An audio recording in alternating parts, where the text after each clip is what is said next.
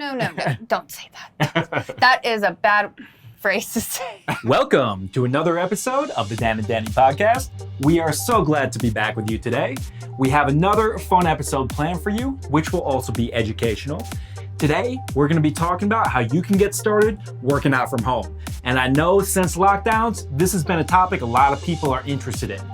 Dani is going to show you how she got started working out from home. I'm going to share some of my tips, and we're going to show you guys how it's done. But before we do that, first things first. Gotta have a shot. What are you drinking? So I'm actually drinking Jameson today. Jameson is my favorite. Yes. I am a hardcore Jameson person. If you go to my channel has me talking about drinking Jameson. So if you guys see our mukbang on my channel, it's Dani Crew TV. Make sure to check out the most recent episode on there. And then you'll hear about what we like to drink and stuff like that. Yes. Usually she'll do Jameson. I'll do a girly mixed drink, and that's our standard. But today, John behind the camera and I are keeping it manly. Bullet whiskey. Yes. Mine's kind of manly too. So today, I'll get a taste of Dani's world, and I'll be doing whiskey with her. Just a little bit smoother, in my opinion. I know that's blasphemous in your opinion, though. So, give John his.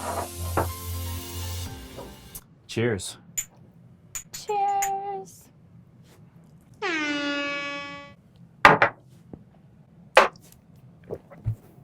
Oh. I didn't do a face like you guys did. Oh my God. Yeah, I can smell it from here. Oh. I can literally smell the shot. Oh, girly drinks are so much better. Okay. I don't think so, but that's your opinion. Sorry, guys, he can't handle his liquor. All right, we started off strong. Or at least you did. I started off weak. All right, so let's talk about it. Working out from home. So, Dani, before we started working out from home, she wasn't used to doing these kind of workouts, but she just went 0 to 100, just jumped right into it, and she is in a great rhythm now. So can you talk about that? How did you go from not doing any kind of workouts like this to doing 5 per week? I hated working out. Absolutely hate working out before I met Daniel. Somehow, I have no idea, but Daniel just has this energy that makes me want to do more and be more productive. Ever since I saw that he had such a great body, and I'd always really wanted like a nice butt and like to get some other things like in shape, and I kind of always wanted to like get some muscle bulking in there too. So whenever he was encouraging me to start working out, he first showed me the garage workout, which also the garage workout will be on my channel, and we'll have a step-by-step instruction video doing that. But yeah, so with the at-home workout, I really did not think I was going to sweat. I told him even, I was like, you know, every time I work out, like I've never really sweat, like I've never really done anything hardcore. And this was actually before my rib injury. So whenever we first did the garage workout, oh my gosh, I was so hot, sweaty. I couldn't handle it. I went through the whole thing though, and it was 5 sets of, 5 stations of 50 seconds. 5 times. Yeah, exactly. So we did 50 seconds on each 5 station and then did a minute rest, and we did that 5 times. So yeah, that was intense. My face was red. I was dripping sweat. Yeah, he was definitely getting me encouraged into working out more after that, because I'm not going to lie, guys, that was awesome. Oh, it was great. It was sexy. It was sexy. He said it was sexy. And I do think you touch on a good point too, which is that when you're working out from home, it's so much easier if you can do it with your partner. I know I've tried to do those kind of garage workouts, doing cardio on my own, and it's really hard to get into that and to do it if you're all by yourself. But if you can get your partner to do it with you, it's so much better, so much easier, and you can both enjoy it together. You can both get in shape together. I talked about this a little bit in my video that I recorded earlier today, which is that as human beings, even though we're living in the lockdown era, we're not meant to be by ourselves all day, and everything is easier if you do it along with somebody else. So I'm really grateful that you do these workouts with me. Yeah, and also now that we started doing the garage workouts together, we do it every Tuesday, and I've actually gotten my Corona squad to be involved in it too. Oh, yes. So far, we've had Allie. She's definitely an OG with us. Yes. She comes almost every single Tuesday. She did have to miss last Tuesday only because she was getting back from New Orleans. Totally understandable. Crap, I would totally miss a workout just to go to New Orleans right now. But yeah, so she's the OG with working out with us at our garage workouts. Jonathan is also the OG. Luke and Scott are brand new garage workout members. So they missed the last 2, but hopefully they'll come back for the next one. You're right. And the good thing about doing these kind of home workouts is that you can make it so that way it's good for all types of levels in the group. There's people that just did their first workout, and I've been doing these workouts for like 3 or 4 years now. So you can adjust it to your own personal level. So you can do it with beginners, you can do it with advanced people, and everyone kind of goes at their own pace. Yeah, I think so too, because you were just like, okay, you know, are you okay? Like, do you need a break? Do you need some water? Like, he would ask me, like, you know, try to be super trainer over here. Like, hey, like, don't push yourself too hard. If you can't do it, like, I totally get it. Just take your time, like, go slow. And it actually helped a lot more being able to go slow instead of having to feel like I needed to catch up with everybody else. Because it's timed. It's not amount. Exactly, and that's a good point that you make too. Usually when people work out, they're counting reps. That's the way I've done most of my workouts. But when you're doing these kind of workouts, I've learned it's a lot more efficient to time your sets and to count the seconds rather than counting the reps. And plus, I think you lose concentration whenever you're counting in your head. Exactly, yeah. When you get in that mentality, like you're just going to the finish, it's a lot better. So I'll tell you guys a little bit more about the workout that we do, and I suggest you guys do something like this. So the workout that we do, it's pretty short. It's about half an hour total, maybe 25 minutes. So pretty short workout. But because there's minimal rest, it's pretty intense too. So you get a real good workout in just 25 minutes. Basically what we do is that we do 5 stations. Each station is 50 seconds, and then we take a 1-minute break. At each station, you're doing a different exercise, usually something that's either a body weight exercise or something with light weights or kettlebells or something like that. Well, we like using the kettlebells a lot because that's one of our main equipments right there whenever we do our home workout. Whenever we're using our kettlebells, that's probably the heaviest thing. And then the other equipment that we probably use, because it's all minimum equipment, it's the ab wheel and a jump rope. And super easy things to do for an ab wheel and super easy things to do for a jump rope. That's why I'm saying that the kettlebell is probably the worst. Or the best. Or the best, because I'm not going to lie, I'm trying to get my glutes in there. Yeah. So let's talk about that. The equipment that people should buy when they are working from home. So you brought up a couple great things that I would say should probably be some of the first things that you should buy if you're serious about working out from home. Definitely. The first thing you mentioned, the ab wheel. For those of you guys who don't know what we're talking about, we'll get a picture of that on the screen right now.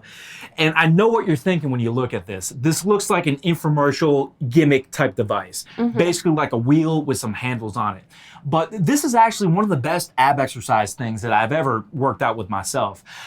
Even if you're advanced, if your abs are real strong, you're gonna get a great workout from this ab wheel. What you do is you keep your arms straight, you roll the wheel out, and then you use your abs to crunch back in, get the wheel back towards your body. Unfortunately, I'm not able to use it because I have my broken ribs still. But once it's healed, I'll be able to show you guys how you actually use it in a video later on. Yes. The good thing about this ab wheel, when you can do it, is that it's continuous tension. When you're doing a crunch, you kind of have a break at the beginning and the end. There's only tension in the middle. This ab wheel will keep tension on your abs the entire time. So really good for getting a great ab workout in just 50 seconds. And not only do you feel it right in the middle of your core, but you actually feel it on the sides of your core too. So whenever I first did it, was the first garage workout because right after that I had gotten my broken rib and I was so upset that I couldn't do any more with the garage workouts for a little bit. Sorry, but yeah, I know. I'm so upset still about that. I have not gotten to do any type of ab core workout since it happened, so it's just kind of frustrating. But yeah, I felt it all over, up above my hips, right below my rib cage, and to the side and to the front. It was crazy how much I was feeling off of that. And let's talk about that later on too, how you can work around injuries, because that's one thing that you've been doing lately. Yeah. But we're going to touch back on that later. So of the equipment that we have, what do you think? What should people out there be buying if they want to work out from home? I really like that we do jump rope because that's our cardio. That's usually somebody's either first or last station that we've noticed in the garage workouts. So definitely a jump rope is good for the cardio. The ab wheel, I am actually very impressed. So definitely suggest the ab wheel. And I'm pretty sure you can find it very cheap, and it is an infomercial type of equipment. So you can definitely probably find it at Bed Bath & Beyond, any supplement place, any fitness store, basically, You're right. academy, really. So yeah, any sports place will definitely have something like that. Yes. And then the kettlebell, it depends on what weight you are. What's your highest weight that you have? 50 pound and 30 pounds. So yeah, he has a 50 pound that he uses, which is just a straight metal one. Or is it metal? What is that? Yeah, there's one that I have. So I thought about this when I was buying it. So I got a 50 pound. 50 pound is a good weight if you have pretty good cardio. Keep in mind when you're doing kettlebell deadlifts, it's easy if you're just doing 10 reps. But when you're doing it for 50 seconds, you don't really need a heavy weight. So 50 pounds is probably good for a lot of the guys out there. I also wanted something though, because I have beginners that work out with us that haven't done deadlifts before. I didn't want to crack my floor. So I got one that has kind of padding around it. Mm-hmm. So I'd recommend that if you work out with beginners, get a padded kettlebell. So if they drop it, they won't break their foot or break the floor or anything like that. I couldn't even lift that 50 pound one. That thing was so heavy. And it kind of did scare me that I was going to drop it on myself. Because those things can slip out of your fingers really easily if you're not holding it super tight. And if you're doing like a whole almost minute full of lifting it, there is a big possibility while you're sweating, you're going to drop it. Yeah, exactly. So what I would recommend if you're wanting to invest in a good work from home setup, 30 pound padded kettlebell, good for beginners, good for people just starting off. 50 pound regular kettlebell. And if you really wanted to step it up, or if you're doing some things that are shorter time duration, or if you're just real swole, do a 70 pound kettlebell too. Those three, you can do so much with those three kettlebell weights. And just that will take you so far with working from home. Yeah, and he taught me the difference between regular workout with that and a glute isolation workout with it. So regular would just be as if you were doing a regular squat, but the glute isolation is where you lift yourself up and you tighten your glutes on your way up. And then you hold it for a second and go back down. That was actually something that I noticed I had a difference in once I started doing stuff like that. Yeah, exactly. I'm so glad you're getting those kind of details too. Yeah. Mikhail, our jiu-jitsu coach, talks about this, invisible jiu-jitsu, which is the moves that you're doing that you can't see, but which make all the difference. Yeah. And with working out, it's kind of like that too. You can do some details of your form differently. It's going to look the same to somebody watching you, but because you're contracting your glutes differently, it's going to work totally different muscle groups. And you definitely feel that in your butt. Yes. But you pick up all those details as as you're doing these more and more. Yeah. So another piece of equipment that I recommend everybody get is a pull-up bar. So a pull-up bar is really good because you can get in some really intense back workouts, even without weights or, a barbell or anything like that. You can pick up a pull-up bar that you just put on your door for maybe $20 or $30 on Amazon.com. That'll work just fine for most people. What we have, though, something a little bit upgraded. One of my friends, Hunter, he actually built a custom pull-up bar in my garage for me. It's pretty much the same thing as a pull-up bar you would buy that you just hang on the door frame, but it's just a little bit more heavy duty. I like it because I do a lot of pull-ups and it's steadier than the door pull-up. It doesn't swing with the door, so it's a little bit nicer than that. And it's a little further out from the wall, so you have plenty of space. Exactly. And this is the type of thing you could build by yourself at home for maybe $20 or $30. It could be pretty simple and it's steady, it's rock solid. I would also recommend building something like we have if you have people over 250 pounds doing pull-ups on your pull-up bar. So a door pull-up bar is good for most people, but if real heavy guys, real big guys get on there, sometimes it can rip your whole door down. So for that reason, if you do have heavier people doing pull-ups, especially people that are assisting themselves and pushing off the wall a little bit, I recommend building your own pull-up bar so it's solid. I think that's probably the best, safest bet, honestly. Yes. So let's talk about some body weight exercises that we do. Oh, yes. Yes. So we do a couple different body weight exercises that we usually mix in there. So my favorite is that I usually do burpees. Oh, I hate burpees. Those are the worst. That's how you know they're good.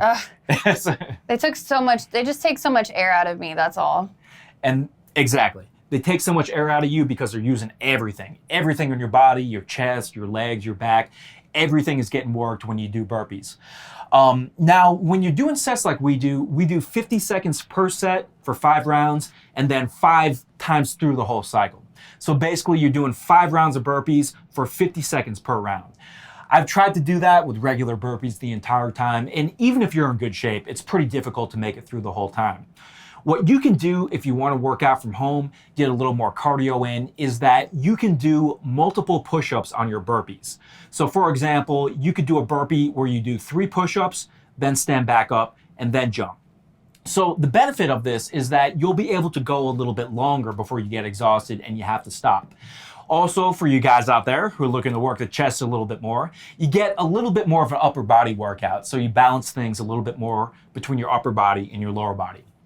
So we do those, and we also do lunges. So can you tell them about those? Lunges are actually not that bad. I actually am a huge fan of leg workouts. Yes. Ask him. Whenever we go to the gym, all I want to do is leg workouts. He actually gets kind of tired of it, but Yes. he's like, how do you do this in so many days in a row? And I'm like, I just really like it. Like, can you blame me? Like, I want to get my butt lifted. Like I said earlier, I want to get my thighs all rock solid. Like, Yes. yeah, I'm definitely trying to get there with my legs. So lunges are a huge part of trying to get in shape with that.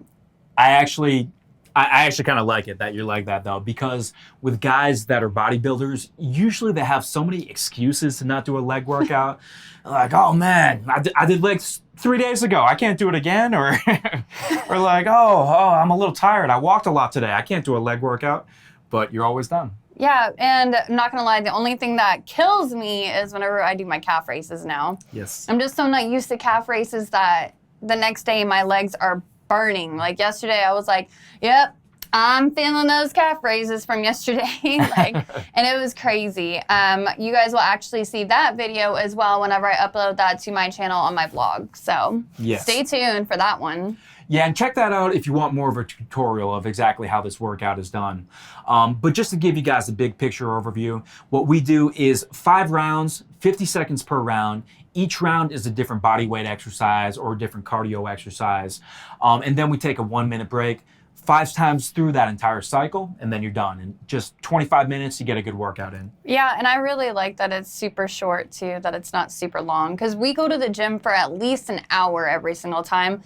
So this is something that if it's hot outside, because we don't have AC in the garage, then it's something that I don't want to stay outside for an hour doing, because then I'm going to be dehydrated, and then I'm not going to want to work out again. Yeah, exactly. Short and intense, that's the way to do it. Let's talk about how to get people to do these kind of workouts with you. So you were really good at getting people to join us from the Corona Squad. Some total beginners joined us, did a great job with it.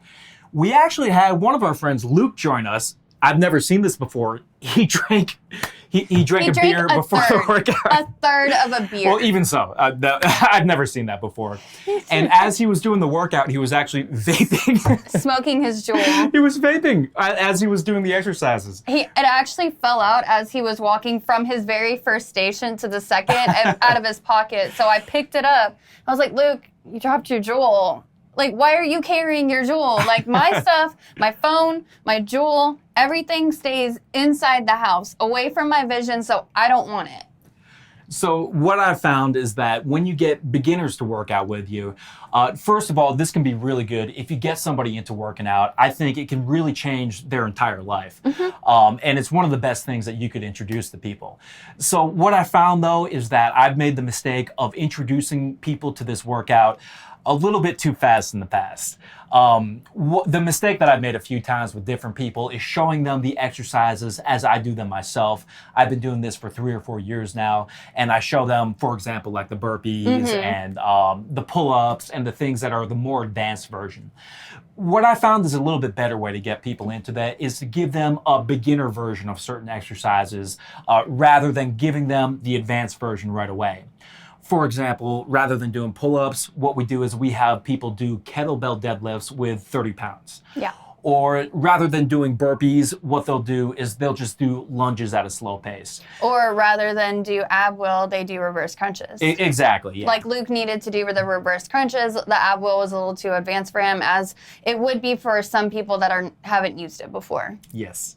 It's really great when you can get 4 or 5 people doing a workout like this. The energy just goes up, everyone's motivation goes up, and the group just feeds off each other. So if you can get a regular day per week, say like every Tuesday like we do, where you have a group workout, it's going to make things so much easier. And if you have all 5 people for all 5 stations, then it works even perfectly. Exactly.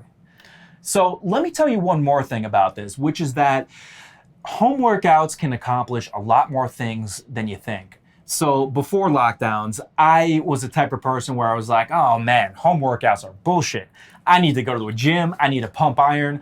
Home workouts are for when there's an emergency or like when I'm at a hotel and I can't get to a gym. This is an emergency. It's a pandemic. A permanent emergency. Oh no, it's not permanent.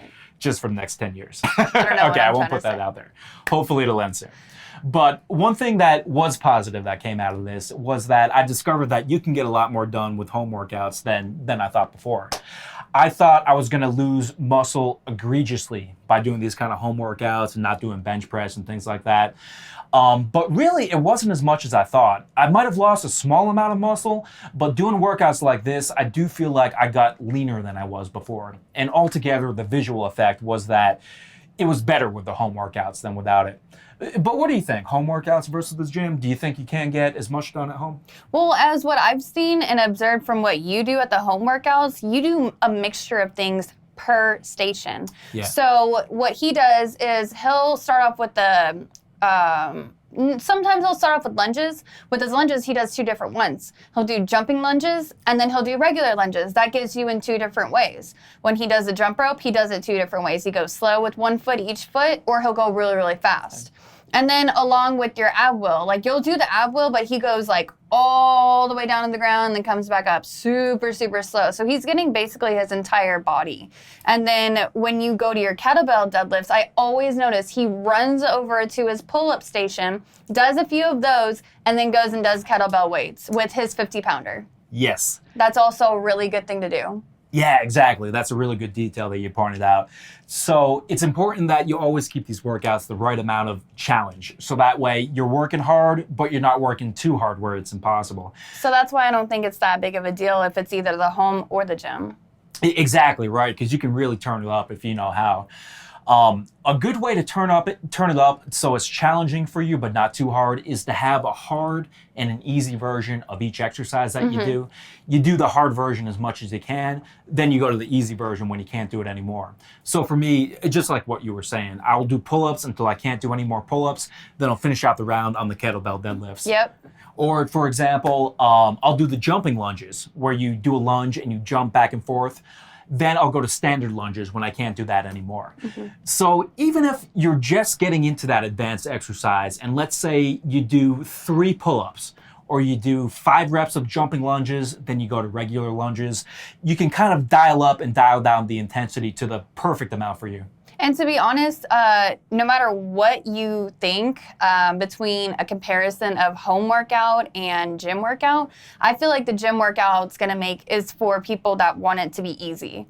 Yeah. Because machines are easy. Yeah.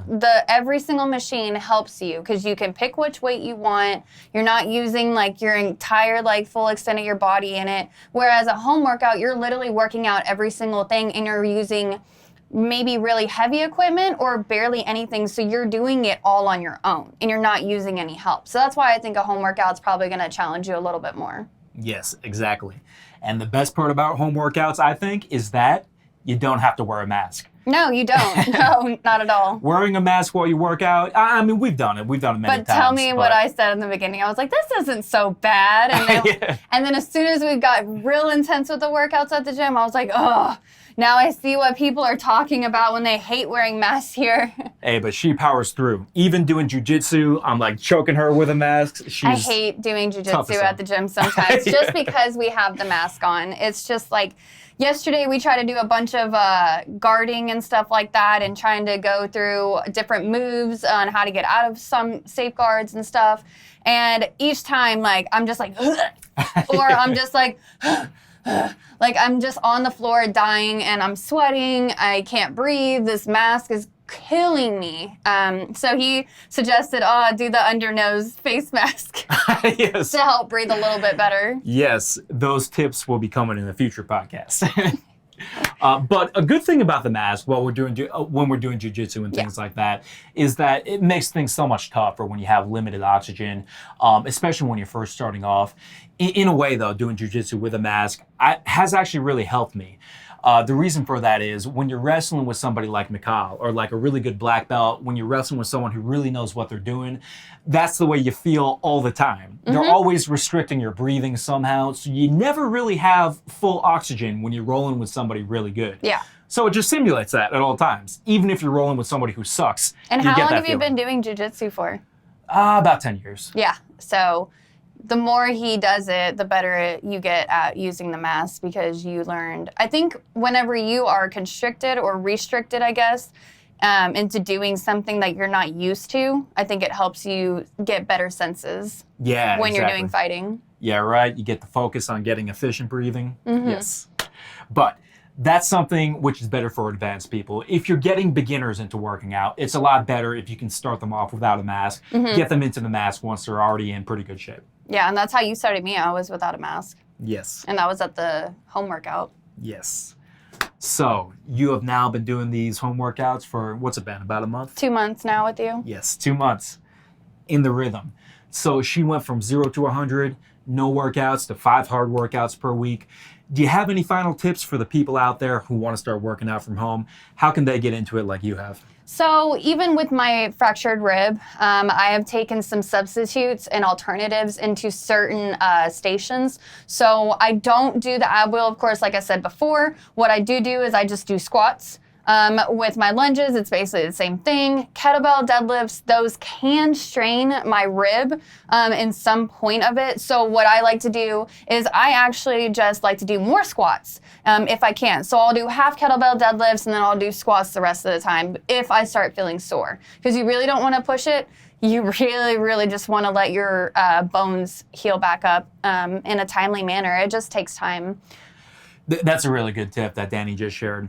So there's going to always be some minor injuries when you're working out from home. Hopefully it won't be anything major, but you got to know how to work around minor injuries. The mistakes that people make is either they just go pedal to the metal anyways and injure it again. That was me in the beginning. And yes, I should have prevented that. Yeah. Or some people, which can actually be equally as bad, they just stop working out altogether. But what I think is real important is that you learn safe ways to work around your injuries and where you do an alternative exercise. The worst thing is if you lose momentum. If you stop doing these workouts for a few weeks, it's difficult to get back in. But even if you make it lighter for a few weeks when you're working around your injury, it's not going to be that difficult to step it up if you're at least in the rhythm of doing the workout. And he wouldn't even let me quit even whenever I did have my rib injury. Whenever we were doing the at-home workouts, I would be in some pain because I thought I could do the ab wheel, and I ended up stretching my bone, and it ended up hurting a lot more than I anticipated it to. So I actually needed to sit out, but he asked me to do squats instead, and it actually did not affect my side in any way. So even though I really didn't want to do that last round, I went through it with doing squats the entire time. Yes, exactly. That's exactly the mentality you want to have. You can't work your injured body part, but even if you have a serious injury, you can work other things. Yeah. So like this guy I used to work with, Mike Chang, used to say, I remember we went to hit a workout this one time. I really need to meet Mike Chang already. Oh yeah, you should. So this guy has a broken arm. He's like, no, I can't work out. I can't do anything. He's like, you can still do legs. And that's true. I mean, you can still do something even if you do have a really serious injury. Yeah. So don't aggravate it, but work around it and just keep that momentum going. Well, the final thing I just want to leave people with is that working out from home can do so much. It can be just as good as working out from a gym. But I would say if you're just starting off, just get into it and just start 10 or 15 minutes a day. Just 15 minutes if you're doing time sets, if you're doing body weight exercises like we're recommending in this video, it can really, really do a lot. And you can get more done from home than you think. You don't have to go to a gym.